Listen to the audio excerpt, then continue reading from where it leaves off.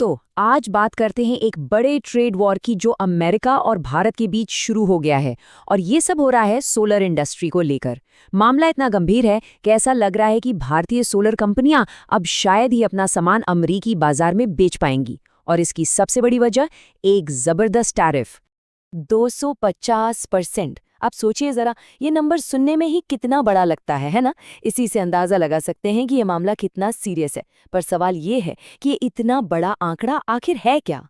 तो ये जो 250% है, ये बेसिकली भारत से अमेरिका जाने वाले ज्यादातर सोलर पैनल्स और सेल्स पर लगाया गया एक नया कंबाइंड टैरिफ है। और सीधी सी बात है, इस रेट पर तो इंडियन प्रोडक्ट्स के लिए अमेरिका का मार्केट समझिए कि एक तरह से बंदी हो गया। पर यह सब हुआ कैसे और क्यों? चलिए इस पूरे मामले को जरा डिटेल में समझते हैं। तो आज हम किन किन चीज़ों पर बात करेंगे। सबसे पहले तो इस शॉकिंग टैरिफ को देखेंगे, फिर समझेंगे कि ये जो ट्रेड ड्यूटीज़ होती हैं इनका मतलब क्या है, अमेरिका ऑफिशियली क्या कह रहा है ये भी जानेंगे। फिर देखेंगे कि इस फैसले के पीछे असली स्ट्रेटेजिक गोल क्या हो सकते हैं, इसका पूरी दुनिया पर क्या असर पड़ेगा, और हाँ, सबसे ज़रूरी, अब आगे क्या होगा। चलिए तो शुरू करते हैं। सबसे पहले 350% के नंबर को ही तोड़कर देखते हैं। मतलब ये आंकड़ा आखिर बना कैसे? ये सब कुछ बहुत तेजी से हुआ है, मतलब कुछ ही महीनों में। देखिए, इसी साल फरवरी की बात है, अमेरिका ने 126% की काउंटरवेलिंग ड्यूटी यानी सीवीडी लगाई, और अब उस पर 130% की एक और ड्यूटी, एंटी डंपिंग ड्यूटी या एडीडी भी लगा दी। तो इन दोनों को जब मिलाते हैं तो टोटल बन जाता है लगभग 250%। ये तो मतलब एक के बाद एक दो बड़े झटके हैं। और एक चीज जो यहाँ देखने वाली है वो ये कि ये ड्यूटी कितनी टारगेटेड है। मतलब इसी जांच में अमेरिका ने दूसरे देशों को भी देखा था, जैसे इंडोनेशिया और लाओस। उन पर ड्यूटी बहुत कम है, 35%, 22%, लेकिन भारत पर सीधा 123%।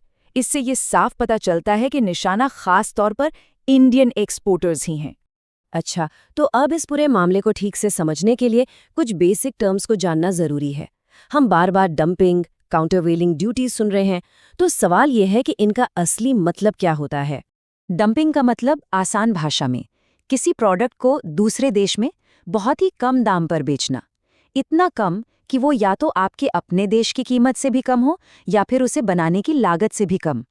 जैसे मान लीजिए, भारत में एक सोलर पैनल बनाने में 80 रुपए लगते हैं और उसे अमेरिका में 50 रुपए में बेचा जा रहा है, तो बस इसी को डंपिंग कहा जाएगा। तो भारत पर ये दो अलग अलग ड्यूटी क्यों लगी हैं? देखिए, जो एंटी डंपिंग ड्यूटी है वो कंपनियों की अनफेयर प्राइसिंग को टारगेट करती है, मतलब जब कंपनियां जानबूझकर दाम कम रखती हैं। और जो काउंटरवेलिंग ड्यूटी है वो सरकार की तरफ से दी जाने वाली अनफेयर सब्सिडी को टारगेट करती है। तो एक है कंपनी के लिए, दूसरा सरकार के लिए। एक प्राइसिंग पर है तो दूसरा सब्सिडी पर। अब ऐसा नहीं है कि ये ड्यूटीज रातों रात लगा दी जाती हैं, इसका एक पूरा प्रॉपर प्रोसेस होता है। होता ये है कि पहले अमेरिका की कोई लोकल कंपनी शिकायत करती है, फिर सरकार उस शिकायत की जांच करती है, और जांच के बाद अगर उन्हें लगता है कि हाँ कुछ तो गड़बड़ है, तब वो ये शुरुआती ड्यूटी लगाती है। और हम अभी इसी शुरुआती या प्रिलिमिनरी स्टेज पर हैं। फाइनल फैसला अभी नहीं आया है। तो अमेरिका का ऑफिशियली क्या कहना है, मतलब वो इन भारी भरकम टैरिफ को कैसे जस्टिफाई कर रहा है? चलिए उनका पक्ष भी जान लेते हैं। तो अमेरिका का सोलर उद्योग और वहां की सरकार का आरोप है कि इंडियन कंपनियां फेयर गेम नहीं खेल रही हैं। वो कह रहे हैं कि एक, इंडियन कंपनियां अपने प्रोडक्ट्स को फेयर वैल्यू से बहुत कम दाम पर बेच रही हैं। दूसरा, उन्हें भारत सरकार से सब्सिडी और सस्ते लोन जैसे बहुत से फायदे मिल रहे हैं। और इन सब की वजह से अमेरिका के जो लोकल मैन्युफैक्चरर्स हैं उन्हें सीधा सीधा नुकसान हो रहा है। वो एक तत्काल खतरे में हैं। लेकिन क्या बात सिर्फ इतनी ही है? क्या ये सिर्फ अनफेयर ट्रेड का मामला है? जो सोर्सेज हैं उनका एनालिसिस कुछ और ही कहानी बताता है। चलिए ऑफिशियल वजहों से हटकर इसके पीछे के असली गहरे स्ट्रेटेजिक गोल्स को समझने की कोशिश करते हैं। तो देखिए, असली वजह जो बताई जा रही है वो है अमेरिका की बड़ी इंडस्ट्रियल पॉलिसी। असल में अमेरिका चाहता है कि एक तो वो अपनी डोमेस्टिक मैन्युफैक्चरिंग को प्रोटेक्ट करे और उसे बढ़ाए। दूसरा, वो दूसरे देशों खासकर एशिया पर अपनी निर्भरता कम करना चाहता है। तीसरा, सोलर सप्लाई चेन को कंट्रोल करके अपनी एनर्जी सिक्योरिटी को मजबूत करना चाहता है। और चौथा, क्लीन एनर्जी के इस रेस में वो किसी से पीछे नहीं रहना चाहता। तो ये सिर्फ ट्रेड नहीं बल्कि प्रोटेक्शनिज्म और नेशनल सिक्योरिटी का एक बहुत बड़ा गेम है। अब जाहिर सी बात है, इतने बड़े फैसले का असर भी बड़ा होगा। तो देखते हैं कि इसका भारत पर, खुद अमेरिका पर और पूरी दुनिया के ट्रेड सिस्टम पर क्या असर पड़ सकता है। तो यहाँ ना फायदे और नुकसान दोनों हैं। इंडियन कंपनियों को देखें, उनके लिए अमेरिका का मार्केट तो लगभग खत्म हो जाएगा, जिससे उन्हें अब अपने डोमेस्टिक मार्केट या दूसरे देशों पर फोकस करना होगा। वहीं अमेरिका में लोकल कंपनियों को थोड़ी राहत जरूर मिलेगी, लेकिन सोलर पैनल महंगे हो जाएंगे। इससे वहां ग्रीन एनर्जी अपनाने की रफ्तार धीमी पड़ सकती है। और ग्लोबल लेवल पर देखें तो इससे प्रोटेक्शनिज्म यानी संरक्षणवाद को और बढ़ावा मिलेगा। अब एक सवाल मन में आता है कि भारत इसके खिलाफ वर्ल्ड ट्रेड ऑर्गेनाइजेशन यानी WTO में क्यों नहीं जाता। तो मसला ये है कि WTO इस वक्त ठीक से काम ही नहीं कर रहा है। जहां भारत अपील कर सकता था, वो जो अपील वाली बॉडी है, वहां जजों की अपॉइंटमेंट को खुद अमेरिका ने ही ब्लॉक करके रखा हुआ है। तो एक तरह से वो रास्ता भारत के लिए फिलहाल बंद है। तो अब आगे क्या? ये कहानी अभी खत्म नहीं हुई है।